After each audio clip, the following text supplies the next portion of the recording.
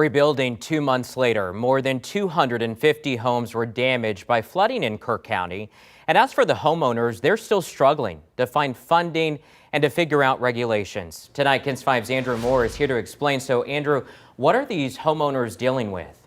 Yeah, these homeowners in the county have gotten a lot of help from churches and other nonprofits in addition to FEMA.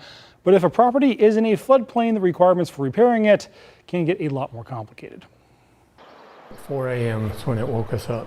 On July 4th, the Guadalupe River forced its way through James Tolliver's bedroom door. It was sounding like somebody shooting it with a fire hose. It was just bubbling, just boom, boom, boom, boom, boom, boom. Tolliver and his wife ran to the hallway and started climbing into the attic.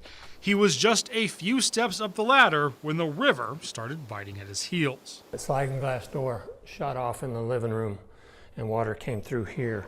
Over the next 3 hours, 7 feet of water came through the house and took nearly everything they owned, but the house stayed put. 2 months later, Tolliver says multiple church groups have come in to help clean out the house and even pay for new doors and windows, and FEMA also provided assistance, but they have a long way to go. This is just rebuilding the shell of the house. And at the same time, they don't know if they can repair this cottage on their property because that building is in a floodplain. According to Kerr County rules, in a floodplain, if the cost to repair a structure is less than 50% of its pre-flood value, you can then get a permit to rebuild it as is.